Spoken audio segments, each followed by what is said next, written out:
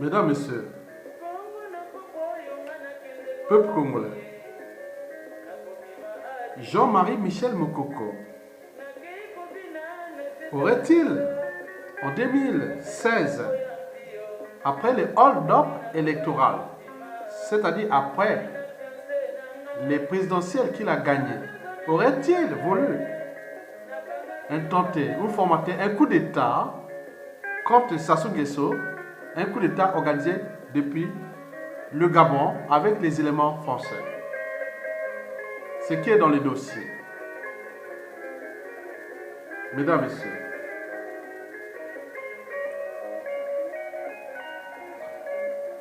Jean-Marie Michel Mokoko aurait-il voulu formater un coup d'État depuis le Gabon avec des éléments gabonais et français contre Denis Sassou Nguesso,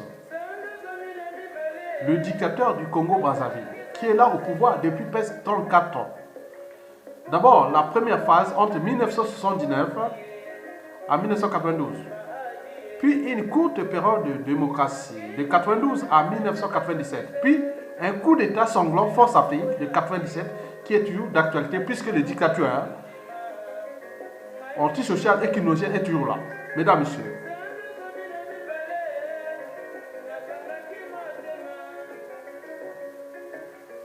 Denis Sassou Nguesso et Jean-Marie Michel Mokoko, vous allez suivre une histoire du Congo du début du XXIe siècle. Vous avez cette histoire-là. Jean-Pierre et Ali Bongo. Cette histoire est équivalente à celle vécue par le président Jean-Marie Michel Mokoko, le président élu au Congo, qui a eu des conspirations ou un coup d'État ou voire un hold-up électoral, comme à la chaîne du Congo-Brazzaville, puis au Tchad, au Gabon et aujourd'hui au Cameroun avec Paul Biya et Maurice Kamto. Donc nous sommes en zone France-Afrique qui est d'ailleurs liberticide, anti-démocratique, antisocial et voire criminogène. Mesdames, Messieurs, la question que je me pose à ce monsieur-là, Denis Sassou Nguesso, un dictateur à bout de souffle, au bout du rouleau, qui a peur de faire la lecture de la chute de la plupart des dictateurs. La chute des dictateurs est presque immuable et universelle. Nous la connaissons toujours. Parce que c'est d'abord qu'est-ce qu'un dictateur? Un dictateur, c'est un homme politique qui exerce le pouvoir de manière absolue ou de façon absolue, sans qu'aucune loi ou institution ne le limite dans le temps. Autrement dit, ça ne s'arrête pas, ça ne s'arrêtera jamais. Ça ne s'arrêtera jamais, sauf plusieurs conditions, soit la mort accidentelle ou naturelle du dictateur, soit par un soulèvement populaire. Bien sûr que souvent le dictateur est armé, bien sûr qu'il y aura les massacres et compagnie. Souvent les populations sont affamées, abruties et traumatisées, donc ils n'osent pas. Mais le dictateur peut partir aussi par la désobéissance civile où tout le monde reste chez soi et l'association pourrie et les organisations internationales avec leurs intérêts, ils disent qu'ils l'ont placé souvent en Afrique. Ces indicateurs sont placés par ces mêmes puissances économiques qui ont des intérêts énormes avec les matières premières et compagnie. Vous imaginez? Donc en réalité, ça ne se passe qu'en Afrique noire parce que cette situation de dictature un peu au cadre, ça ne se passe qu'en Afrique noire. Pourquoi? Parce que ces Africains n'ont pas encore franchi certaines barrières qui sont celles de la liberté, de la dignité, du courage, du but même de la condition humaine et voire extensée. Mesdames et messieurs, je reviens sur le dossier parce que ce dossier est très intéressant pour moi. Nous avions tous appris dès les hold-up électoraux qui s'est passé au Congo au 20 mars 2016. Revenons un peu en arrière.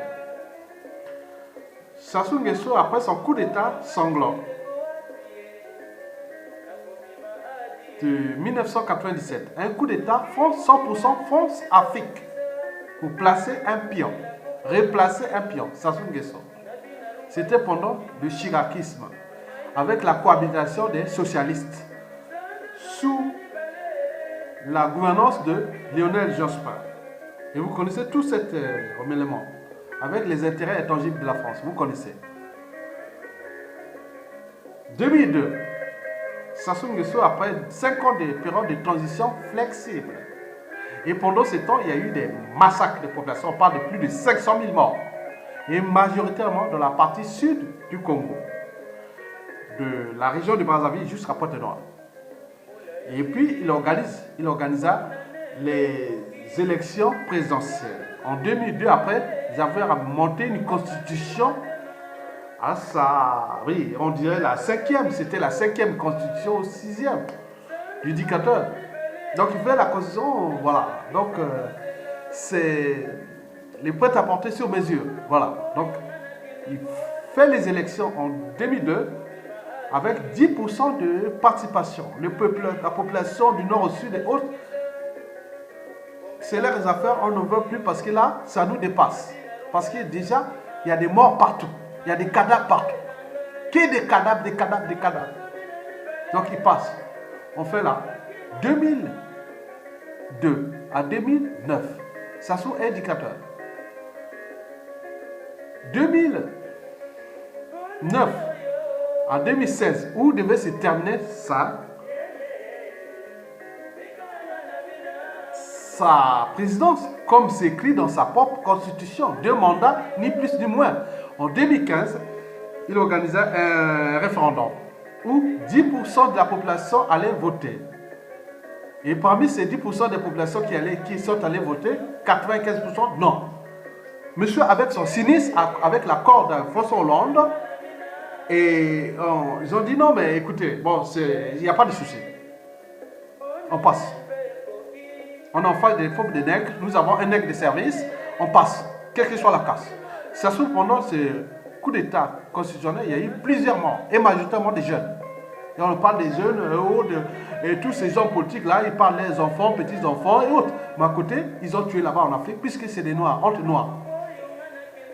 Donc, ça se passe en force. Le 6 novembre 2015, il promulgue sa constitution, qui doit être la 6e ou 7e. Comme j'ai dit, un dictateur n'a pas de concurrent à sa taille, tant que le peuple ne relève pas le défi. Tant qu'on n'a pas une armée capable de relever les défis. Tant qu'on n'a pas des militaires qui ont les couilles. Et là, rien du tout. Bien sûr qu'ils sont sous emprise, conditionnés et entraînés à la servitude, au tyran qui est net mortel, qui peut partir à tout instant. Donc, je reviens sur le Congo-Brazzaville. Sassou Nguesso, le 6 novembre, promulgue sa 6e ou 7e constitution, la plus antisociale et qui nous jette d'ailleurs existante au monde. Il suffit de voir les articles 10, 95 et 96. Donc il a les droits et de vie et de mort sur les Congolais. Il a le droit de poursuivre les Congolais partout où ils sont dans le monde. Et de toute façon que l'Africain est mauvais. Donc c'était le fait d'entraînement. Que ce soit à tout instant quand tu vas partir. Vous imaginez ce que les Sassou et les Nguesso vont subir dans ce pays après que Sassou sera plus là. Méfiez-vous des apparences, mesdames, messieurs. Et à ce moment-là, en janvier 2016, les Congolais appellent Moïse, Moïse, Moïse, Moïse, Moïse, Moïse. Jean-Marie Michel Mokoko, Jean-Marie Michel Mokoko, Jean-Marie Michel. Pourquoi Jean-Marie Michel Mokoko? Parce que déjà, il faut le dire que c'est un jeune officier, à l'époque très intelligent, qui respecte d'ailleurs les fondamentaux des armées.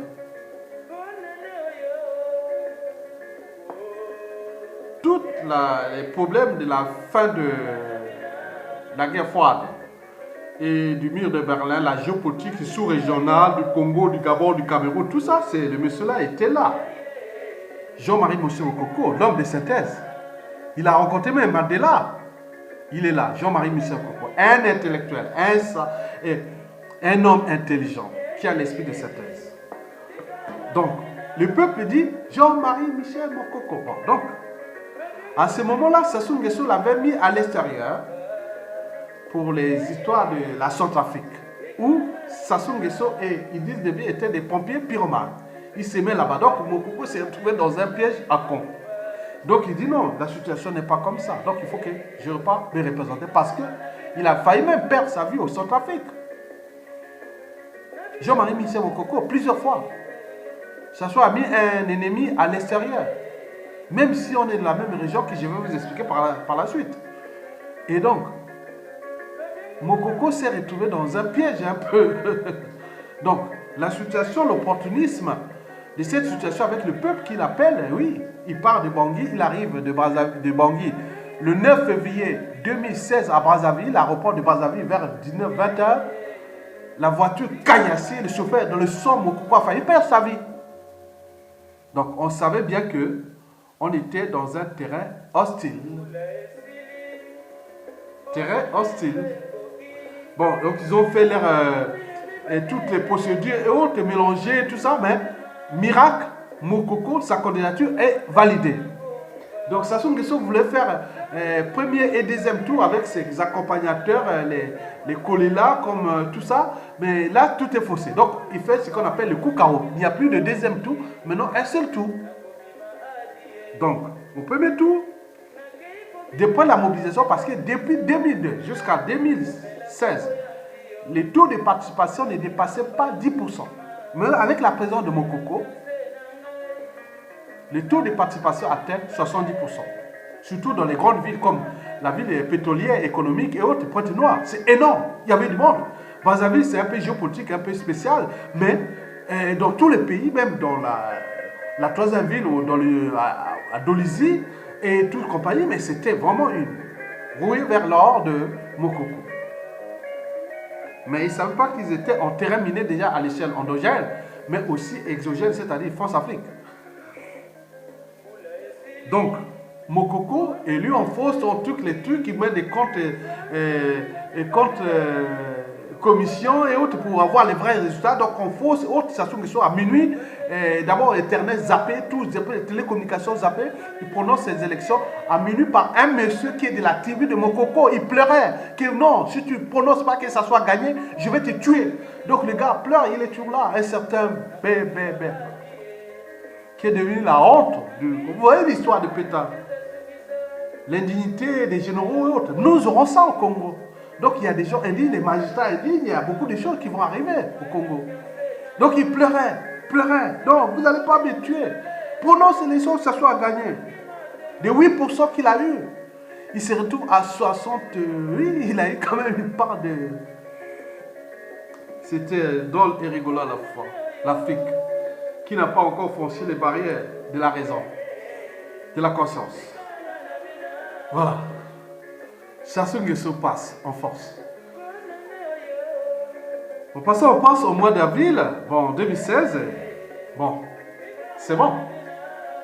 Il devient président, les médias, réseaux et autres, ils ont dit, bon, Sassou a gagné, le monde entier rigole. Voilà, ça se passe que c'est les négros de la France-Afrique. Voilà, la noire, les noirs. Chez nous, les Arabes, chez nous, les Indiens, les Asiatiques et compagnie, ça ne se passe pas comme ça. Nous, les Blancs, on ne peut pas. C'est que les Noirs. Voilà les Noirs. L'ennemi des Noirs, c'est les Noirs. Non. Alors qu'il y a beaucoup de Noirs qui veulent entrer dans l'histoire humaine de la civilisation. Beaucoup de Noirs sont des démocrates, des civilisés et autres. Mais pourquoi? Parce qu'il y a des enjeux tellement qui dépassent les intérêts des peuples, mais étant donné que ces peuples ne sont pas en capacité de défendre leurs propres intérêts, donc on a placé ces mauvais, ces noirs de service qui conspirent contre eux-mêmes et qui nuisent gravement avec en portant l'immigration qui, aujourd'hui en France, tout le monde des prévisions. Que même autre dit que d'ici à 2022, nous aurons plus de 1 million d'Africains qui vont arriver ici, surtout majoritairement venant de zones France-Afrique. Afrique francophone, qui est la plus déclassée. Mesdames et messieurs, peuple congolais. Donc, Mokoko Sassou prend ses fonctions. Et après, on entend sortir des affaires, des vidéos, qu'il avait fait un truc, qu'il devait faire un coup d'état contre Sassou, ouais, c'est. Mais c'était pas que ça. Et là, ça sort l'histoire d'un coup d'état qui aurait déjà été fabriqué au Gabon avec les éléments français pour aller faire un coup d'état contre Sassou Nguesso. Donc on a mélangé l'histoire des vidéos, plus des armes qu'on a trouvées chez lui, alors que depuis 1993, c'est lui qui avait tout organisé, légiféré. Quelles sont les armes qui doivent être au niveau des ministères, du ministre, de tout le monde, des corps constitués de l'État. C'est lui qui avait tout préparé. C'est vraiment un officier, vraiment un homme de droit, qu'on peut voir dans les sociétés constituées. Mais il a eu la malchance d'être né et vivre en Afrique noire et surtout au Congo-Brazzaville. Bon, vous imaginez les enjeux. Donc Sassou passe en force en avril. Maintenant, il devient président. Il invite tous ces trucs. Même, il n'y a pas eu même des présidents africains qui sont venus. Hein. Il n'y a eu pas beaucoup de gens. Hein. Donc Sassou Nguesso fait sa propre loi comme indicateur. Indicateur, c'est un homme politique qui exerce des pouvoirs de manière absolue, de façon absolue, sans qu'aucune loi ou institution ne les limite. En réalité, il dicte sa propre loi. Il applique quelques libertés contre les institutions, contre la Constitution, même sa propre Constitution. Il dénie sa propre Constitution. Il applique quelques libertés contre les libertés fondamentales, contre la dignité humaine, contre les caractères sacrés de la vie humaine. Il applique des libertés contre tout. C'est lui qui le fait comme si ce serait un être éternel et autre, avec des conséquences à venir, surtout dans le cas du Congo. Il ne faut pas le cacher. Il y aura la casse pendant la chute de Sassou. Étant donné que 97% de la population est en méfiance et en défiance contre ce régime et son clan et compagnie. Et surtout qu'il a utilisé les moyens de l'État, qui sont colossaux, les renseignements intérieurs et extérieurs, les comptes publics, la justice, la sécurité, les armées, les mercenaires, les réseaux de lobbying et compagnie, qui reviendront un jour au moment aux gens intelligents. Vous imaginez les conséquences sur Sassou Nguesso, son clan et tous ses alliés qui, demain, on sait comment les traiter, les récupérer et compagnie. Mesdames, Messieurs, nous sommes au cœur des enjeux majeurs. Mokoko, en juin, est arrêté. Après la résistance surveillée, tous les trucs et autres, ils ont fait leurs trucs. En juin 2016, en prison. Et là, ils rentrent dans l'air. Les jeux sont faits. Maintenant, ils rentrent dans l'air folie de démolition. Parce qu'au départ, il y a eu d'abord 2 Français. L'ambassadeur de France au Congo à l'époque, 2016, pendant le londisme, plus un marchand d'armes et de munitions. Je ne vais pas citer leur nom. Ils se sont dit, Monsieur Mokoko, tu acceptes que ça soit gagné. Si tu n'acceptes pas, tu seras puni, tu vas aller en prison. J'ai dit non, je ne veux pas me laisser faire. Je sais que je ne peux pas accepter les élections que j'ai gagnées et ils n'ont pas gagné. En mon âme et conscience, je ne peux pas. Bon, tu ne veux pas, bon ok, tu vas aller en prison. Là, on a envoyé même des émissaires de la tribu et compagnie pour le faire. Pourquoi? C'est ce que je vais vous dire. C'est très stratégique dans ces dossiers. Ces dossiers-là.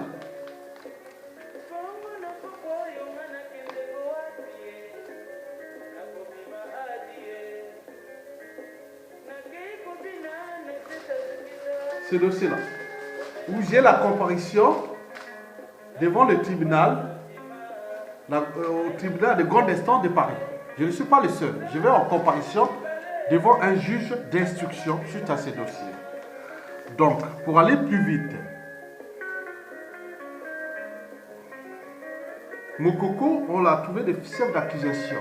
Le premier, le plus grave, c'était qu'il devait formater un coup d'État depuis le Gabon avec les éléments français contre le président, président Sassou Nguesso. C'est-à-dire que Mokoko a mis des éléments au Gabon et qui devait aller faire un coup d'État contre Sassou Nguesso. Et à ce moment-là, je dis non, c'est pas vrai. Mokoko en 1900, depuis la conférence de la Baule, en 1990, où Sassou était là, avec les Yadema, les Mobutu, tous avec Mitterrand, la conférence d'abord de 1990, où il fallait faire les multipartistes, après arriver les conférences nationales. Il y a eu 2 conférences nationales au, Gabon, au Congo et au Congo-Brazzaville et au Bénin. Mais ailleurs, il y a eu des coups d'État, il y a eu d'autres qui vont résister. Mais pourquoi Mokoko n'aurait pas pu prendre le pouvoir? Il n'était pas un putschiste. Parce que tout le monde pensait qu'en 91, Mokoko allait prendre le pouvoir. Mais il a dit non, il faut aller à la démocratie. Il a organisé une période de transition, puis la démocratie est arrivée entre 1992 à 1997 et il y a eu un coup d'État et ça soit revenu. Mais depuis là, il n'a jamais, c'est pas un putschiste. C'est pas un putschiste. C'est un démocrate. C'est un militaire qui respecte les fondamentaux des règles des armées. C'est un Saint-Syrien qui respecte les fondamentaux des règles des armées. Une armée ne fait pas la guerre contre son propre peuple. Il fait la guerre à un ennemi. Si le Congo, pour lui, au moment de Mokoko, il y avait des armées de Mokoko, au moment de Mokoko. On pouvait attaquer le Congo à ce moment. C'était fort, hein, Congo-Brazzaville, au temps de Mokoko, militairement. Maintenant, le Congo de Sassou, là, c'est qu'il est mercenaire. Il a dit non, on ne fait pas la guerre contre son propre peuple. On fait la guerre contre un ennemi étranger. Mais une armée, les fondamentaux, c'est défendre le peuple. D'abord, le territoire d'abord, et le peuple, quel que soit les régimes politiques. Donc, il est dans ses fondamentaux. Ce n'est pas dire qu'il est puré, lâche autre, il comprend les règles. Bon. De toute façon, la paix avance quand la défense avance. Mais la défense ne va pas être là pour tuer ses propres peuples, faire du terrorisme d'État, comme Sassou l'a fait depuis parce qu'il est dictateur placé là par la France Afrique. Mesdames, Messieurs. Donc, je vous informe que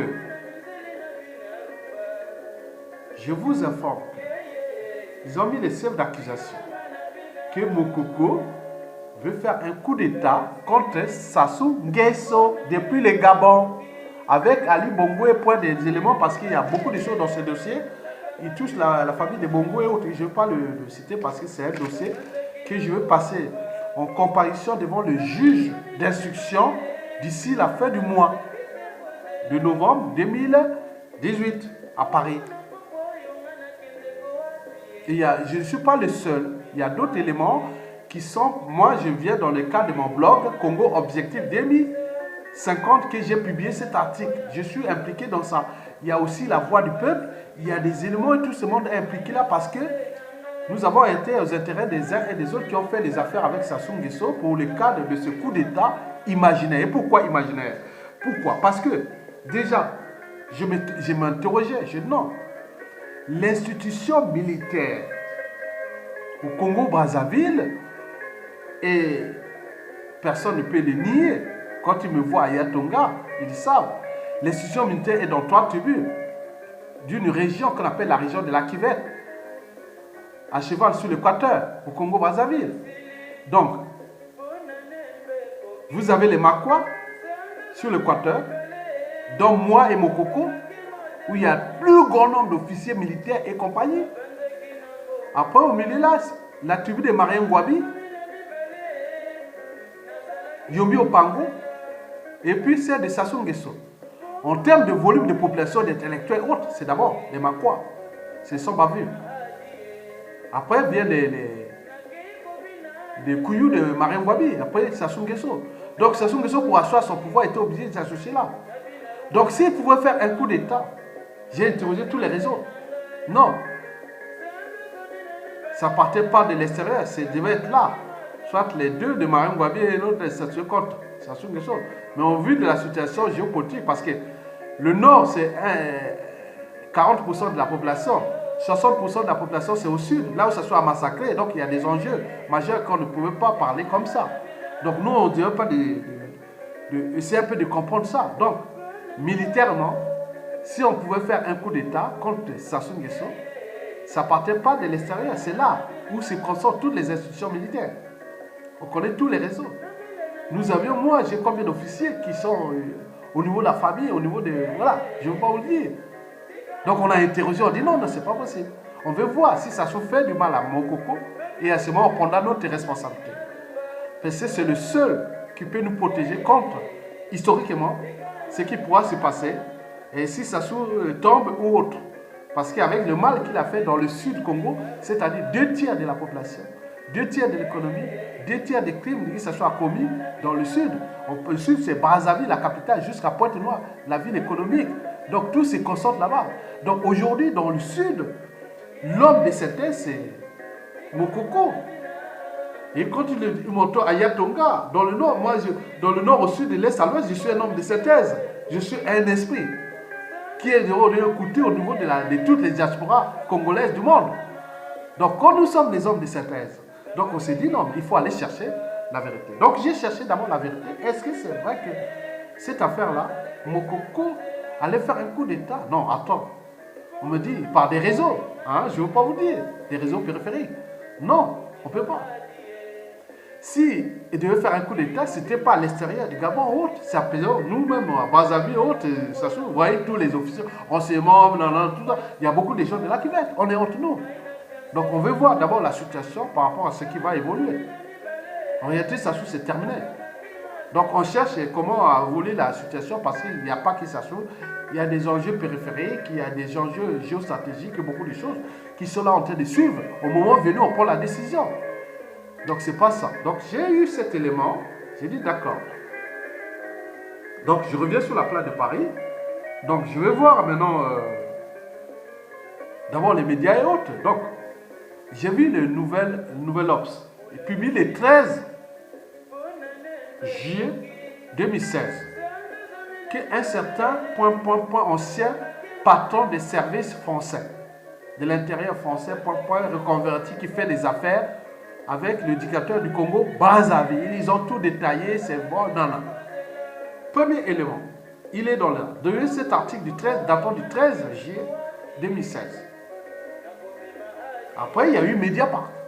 Et après, j'ai dit non. J'ai déjà les éléments du pays. Que non, s'il y a un coup d'État contre Sassou, ça ne partira pas de l'extérieur. C'est nous-mêmes dans la cuvette. Donc attribué à Yatonga, où il y a trop d'officiers, trop d'intellectuels, trop de... Vous êtes les meilleurs à Makwa. Je dois attribuer à l'Équateur, les Aquas. Puis les Kouyou et après les Sassou, les Mochi, voilà. Et tu vois les tours comme les Teka Lima, et les Mbéré, les d'autres Teke, même on a les Kuba, les Boumi Taba et tout compagnie. Donc c'est possible. Donc ce n'est pas un problème d'extérieur, ça viendra de l'intérieur. Géopolitiquement, d'abord au nord du pays. Donc la situation est imprévisible. Mais Mokoko, c'est quand même un démocrate. C'est un homme de synthèse, un homme de la raison, un homme de tout. Il aurait voulu, s'il demandait faire un coup d'État, il aurait pu le faire parce que déjà 90% des militaires congolais l'avaient voté. Mais qu'est-ce qu'il est resté? Puisque le haut commandement de cette armée est au maire de la tribu de Sassou. Les Makwa, les Kouyou et les Mochi. Tous les hauts commandements est la tribu de Sassou. Des armées de tout là. Bon, du renseignement et tout. Mais l'air subalterne, tout ça. Donc, vous voyez, c'est pas compliqué ça. Pour mettre une opération, on sait. On sait où se cassent les arbres, on sait ce qui se passe. Donc, pour l'instant, on ne sait pas la situation. Donc, je reviens sur cette problématique. Donc, quand j'ai eu cette information sensible, plus l'information de Nouvel Obs, Mediapart, et après, il y a eu un agent, oui, c'est un esprit qui est déjà dans ce dossier, que nous allons ensemble comparaître devant le juge d'instruction, parce que ce monsieur s'est adressé à ce monsieur qui est dans le dossier que je vais comparaître là, devant le juge d'instruction, dans la procédure pénale. Monsieur Ayatonga, en application de l'article 80-2 du Code de procédure pénale, je vous informe que j'envisage votre mise en examen. À cette fin, je vous convoque pour procéder à votre première comparution dans une information ouverte par... Ça, c'est le cas du dossier, c'est que de... Bon, nous, l'affaire va être le deuxième procès de Mokoko en France. Nous dirigeons. Donc, je vous informe Pour vous dire que si ça arrive, parce qu'il y a beaucoup d'enjeux majeurs. Nous sommes en zone France-Afrique, où le Congo c'est un pays stratégique, et tout ce qui va se passer, ce sera peut-être le deuxième procès de Mokoko, parce que le monsieur d'ailleurs, qui l'article est écrit, parce que moi j'ai vu que quand même le monsieur qui a envoyé cette information que j'ai publiée dans mon blog, et qui a été relayée par d'autres circuits, il n'y a pas que nous, on a cité d'autres individus. Je ne dis pas que, est-ce que ce même personnage qui nous attaque, Congolais, est-ce qu'il a attaqué Nouvelle Obs, qui avait déjà publié ça, et puis Mediapart? Mais pourquoi vient-il attaquer que nous, Congolais, alors qu'il a fait sa richesse, on réussit à aller faire son petit monstre avec Sassou Nguesso pour aboutir les gens avec Sassou, avec les Noirs. Pourquoi il n'attaque que les Noirs? Donc, elles sont en cas du racisme. Donc, il y a du racisme là à l'intérieur. Il y a beaucoup de choses là que nous allons voir parce que je vous dis simplement que je veux comprendre. Ce n'est pas la première fois. Hein. C'est pas la première fois. J'ai beaucoup de procès ici sur cette fois avec mon blog, avec plein de choses que j'écris pour la liberté de penser, la libre expression et compagnie. Et nous sommes des démocrates, nous sommes des gens qui sont civilisés et autres. Donc il y a des choses qu'on ne peut pas tolérer. Donc on fait des enquêtes. Donc sur le plan militaire, au Congo-Brazzaville, on veut faire un coup d'État contre Sassou Nguesso. On n'a pas besoin de trucs extérieurs. Ça peut que faire dans la région de l'Aquitaine. Donc ma tribu et d'autres sont là. On veut que Sassou, ils voient Sassou tous les jours. Deuxièmement, cette histoire-là de Sassou là qui est coup d'État, le Gabon et autres, Sassou est placé par la France. Comment aller faire un événement français et qui venait faire un coup d'État? Mais bien sûr que dans la résistance, nous avons les régions de renseignement, des civils, des militaires, des économistes, des hommes d'affaires qui sont français, qui veulent s'affranchir de cette France-Afrique médiévale. Ça, on le sait. Mais oui, rien ne se crée, rien ne se perd, tout c'est ensemble. Donc, ils veulent déjouer cette France-Afrique du passé qui est en train de tirer vers le bas, l'image même de la France et tout ce qui est là en train de se forcer, puisque cette zone francophone est en perte de vitesse par rapport au monde anglophone et au vu l'image et compagnie. Ça ne va pas s'arrêter. Les Sassou, les Nguesso, tout ça, tout ce monde-là d'Afrique médiévale, de la France-Afrique médiévale, où quand on parle de période médiévale, on parle du Moyen-Âge. On est entre le 9e et le 14e siècle, où règne l'acquisition, la paresse intellectuelle, la justice, on condamne les gens, on fomente les choses n'importe bizarres, et on juge, on condamne les gens. Non, on n'est plus au Moyen-Âge. La France-Afrique, aujourd'hui, est encore au Moyen-Âge. La paresse génique, les manques de règles, donc vous connaissez le Moyen-Âge, du point de vue sombre du Moyen-Âge. Surtout, il y a absence de démocratie, absence de justice libre, on condamnait les gens. Voilà, on nous a voulu faire des formateurs, aller fabriquer des montages comme ça, et pour dire que M. Mokoko et tous ces éléments, avec des éléments français, on ne sait pas, elle allait faire un coup d'État contre Sassou Nguesso, alors que tout était ouvert au Congo pour le faire un coup d'État qui, aujourd'hui, au vu de la situation, si militairement, ça viendra toujours de l'intérieur. Vous le saviez bien. Donc, j'ai cette procédure-là qui est longue. Donc, si je veux passer là devant le juge d'instruction qui m'attend là à Paris, m'attend. Je suis déjà passé déjà la première fois, non pas la première fois, on m'a déjà fait l'enquête policière. Donc, il va y avoir tout ce que j'ai fait comme déposition. Donc, il va lire ça, il va me faire dans les procédures. S'il veut me garder à garde à vue, on va me foutre en prison. Donc, je ne sais pas. Bon, bref. Mais on est au cœur des enjeux majeurs parce que je ne veux pas vous donner plus d'informations. Donc, cette histoire-là concerne Jean-Marie Michel Mokoko qui aujourd'hui court dans les gens du éducateur, un président élu, comme si en France, ici, partout, on voit en Europe, en Occident, les gens fêtent les alternances et nous, là-bas, on est élus, on vous fout en prison, on conspire, on vient chercher à tuer, on va faire, voilà. Donc, vous voyez que l'Afrique est quand même avec le cycle de ces gens du passé.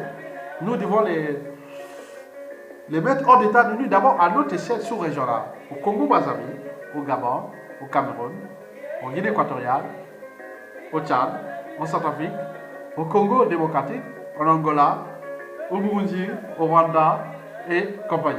Donc nous devons repenser d'abord là. Nous sommes un bassin riche.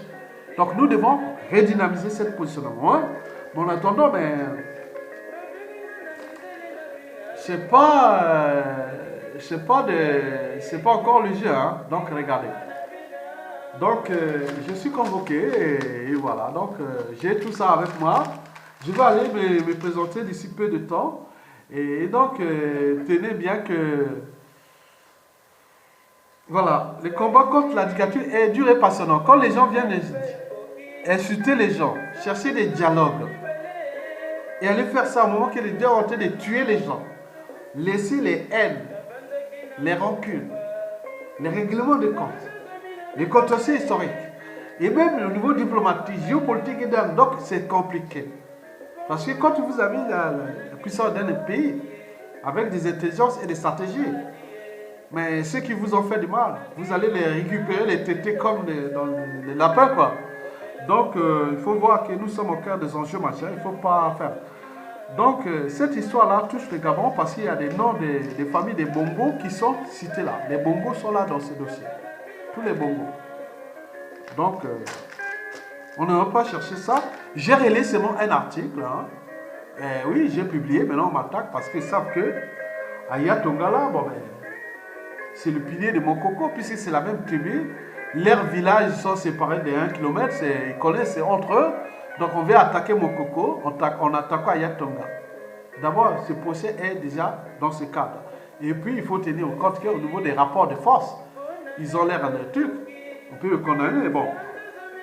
Si on me condamne, le jour où on donnera le jour du procès, j'annoncerai par la vidéo ici, ceux qui aiment le Congo-Brazzaville, le président élu et la démocratie en Afrique centrale, le jour du procès, venez nombreux. Déjà pour les prévisions, vous serez déjà 2000 personnes à être présentes avec d'autres réseaux parce que si vous aimez le Congo-Brazzaville, si vous aimez l'Afrique centrale, vous devez être nombreux ce moment-là, au jour du procès, jusque nous, avec d'autres réseaux, nous pourrons arriver jusqu'à 10 000 personnes qui seront convoquées pour être là devant le procès que nous allons passer, le deuxième procès de Mokoko, dont nous sommes là parce qu'on a conspiré contre le président élu et que certains ont touché du magot, des situations pour conspirer et autres. Donc, ils cherchent à poser leurs intérêts parce qu'ils ont cette puissance, mais nous sommes des gens civilisés. Nous connaissons les intérêts des nations. Oui, nous aurons pu aller comme la vie à bicyclette. Pour garder l'équilibre, il faut pédaler. Nous étions là pour ça. Parce que nous avions l'intelligence. De comprendre que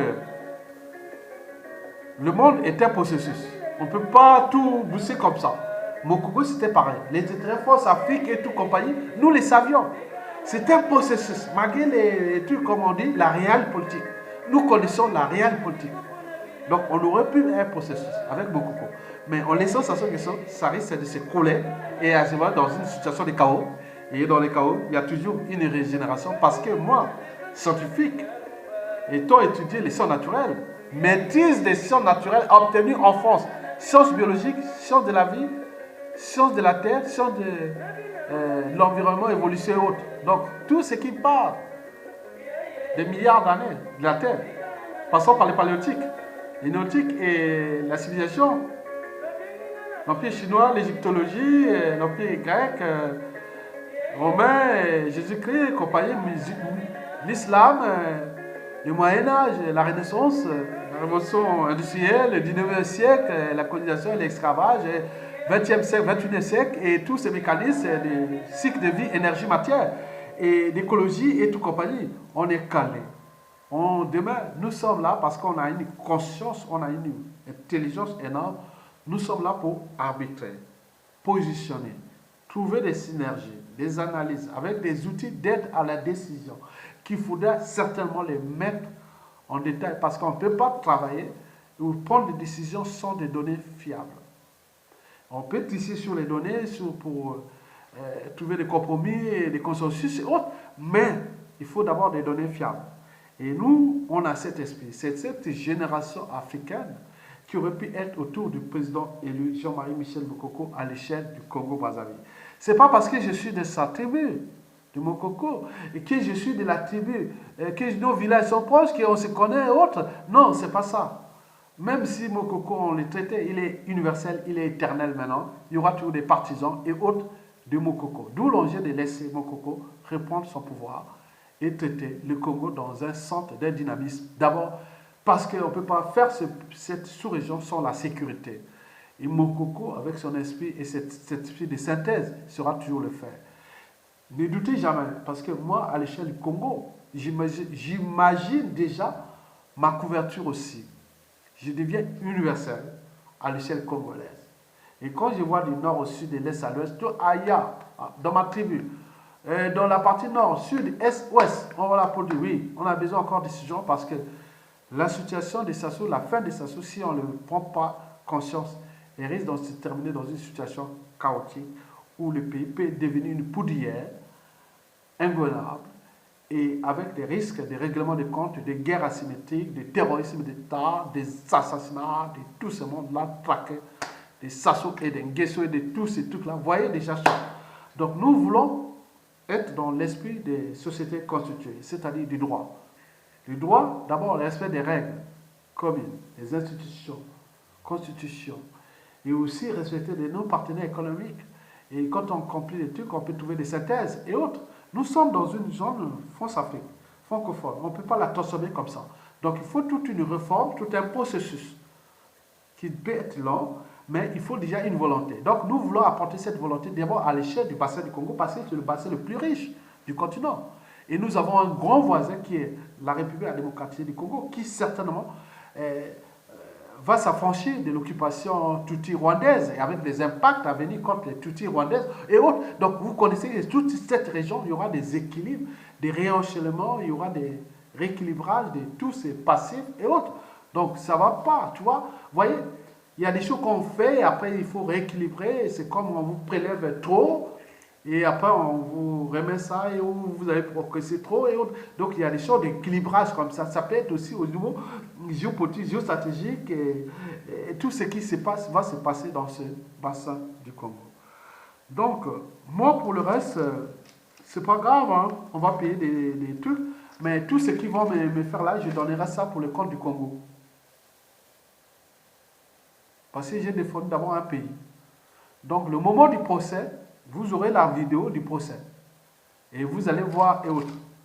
Et tous les trucs. Je n'ai pas cité personne, mais cette histoire est liée avec le Gabon, la France et le Congo-Brazzaville, et surtout le président Jean-Marie Michel Mokoko et moi aussi, et d'autres éléments que je n'ai pas cité les noms, sauf que j'ai cité le site La Voix du Peuple, bon, comme mon site aussi, Congo Objectif 2050, c'est les deux qui sont impliqués, plus d'autres. Bon, on va voir d'autres éléments, parce qu'il y a plein de gens qui sont impliqués là. Donc il y aura un procès France-Afrique, un post-électoral, hold-up électoral qui va se passer peut-être en France. Donc les dossiers sont en train d'être traités par la justice depuis le tribunal de grande instance de Paris. Mesdames, Messieurs, je vous remercie et à bientôt.